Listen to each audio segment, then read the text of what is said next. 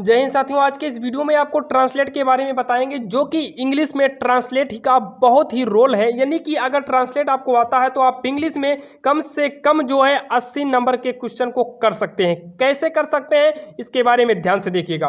Translate अगर आपको आता है और इसके लास्ट में आपको हम बताएंगे ट्रांसलेट को आसान तरीके से कैसे करें। यहाँ पर देखिए, अगर आपको ट्रांसलेट आता है तो नंबर 1 आप क्वेश्चन आंसर को आसानी से कर सकते हैं। अब बात यह आती है कि आखिर ट्रांसलेट का क्वेश्चन आंसर से क्या संबंध है। तो यहाँ पर देखिए, जो ट्रांसलेट है, अगर आपको ट्रांसलेट आता है, मान लीजिए कोई भी क्वेश्चन इंग्लिश में आपको मिल गया, तो आप उस क्वेश्चन की सबसे पहले हिंदी निकालिएगा और हिंदी में उसकी कहानी आप बनाकर आप उसका ट्रांसलेट करके आसानी से इंग्लिश में कर सकते हैं। या फिर आप तैयारी करते समय भी, कि आप क्वेश्चन आंसर करते समय भी आप इसका प्रयोग कर सकते हैं। कोई भी क्वेश्चन लिखा हो उसकी हिंदी निकालिए, हिंदी निकालने के बाद उसकी हिंदी में ही ट्रांसलेट करके इंग्लिश अनुवाद बनाकर आप आसानी से लिख सकते हैं, चाहे वो लॉन्ग हो या फिर शॉर्ट हो। आप लॉन्ग को भी कर सकते हैं और शॉर्ट भी कर सकते हैं। इसमें जो है लगभग आपको नंबर मिल जाते हैं।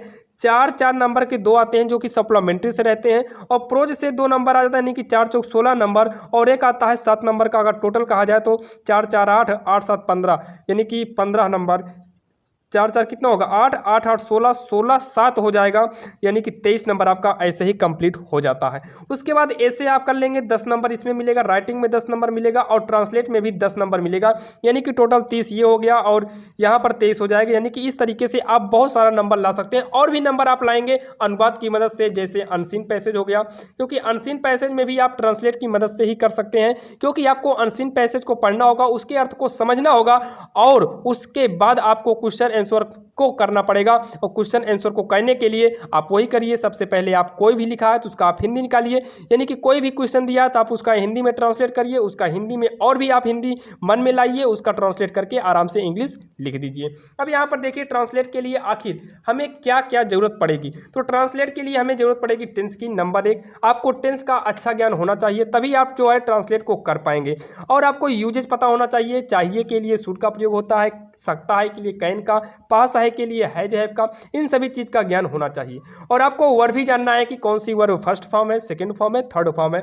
ये सारी चीज ट्रांसलेट से ही आती हैं, जो कि 80 नंबर कंप्लीट होता है। 20 नंबर आपका चला जाता है डायरेक्ट इनडायरेक्ट में, और वहाँ पर आपको करेक्ट सेंटेंस में आता है, जो कि अनुवाद से ही ले लिया जाता है। ग्रामर का जो साइनोनिम्स होता है, एंटोनिम्स होता है, वो भी आप जो बचा 20 नंबर है, उसी 20 नंबर में आप उसको ऐड कर सकते हैं। अब यहाँ पर देखिए, यानी कि साइनोनिम्स, एंटोनिम्स और जो है और डायरेक्ट इनडायरेक्ट, ये सारी चीज़ें आप 20 नंबर में जोड़ देंगे। बाकी जो भी बचेगा 80 नंबर का पूरा क्वेश्चन ट्रांसलेट की मदद से ही किया जाता है।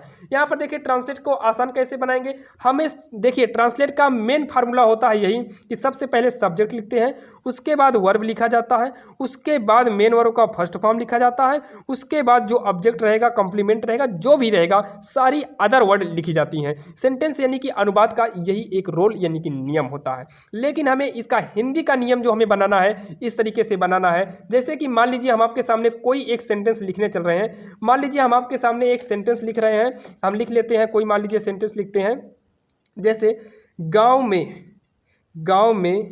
2 चूहे हैं। मान लीजिए हमने क्या लिख लिया, गांव में 2 चूहे। अब यहाँ पर इसका जो ट्रांसलेट करना है, तो सबसे पहले हमें इसे ट्रांसलेट में देखना क्या है, इसका सब्जेक्ट क्या है। अब यहाँ पर लड़का कंफ्यूज होता है। जैसे मान लेते हैं, ले लेते हैं, एक बार बहुत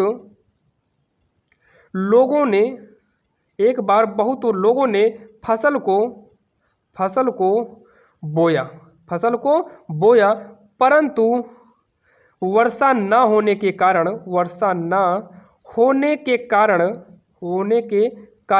वह सूख गया। इस तरीके से मान लीजिए आप बड़ा बनाते हैं। अब यहाँ पर कन्फ्यूजन ये आता है कि आखिर हम इसका इंग्लिश कैसे ट्रांसलेट करेंगे, या फिर आपको 10 में है तो लेंचो वाली कहानी आ गई, तो आप लेंचो वाली कहानी में आप हिंदी तो बना लेंगे, उसका ट्रांसलेट कैसे करेंगे ये दिक्कत होती है। मान लीजिए आपको ऐसे लिखना हुआ, मान लीजिए पर्यावरण पे, तो आपने पर्यावरण की हिंदी बना लेंगे कि पर्यावरण हमारे लिए या मनुष्यों के लिए बहुत ही हानिकारक है।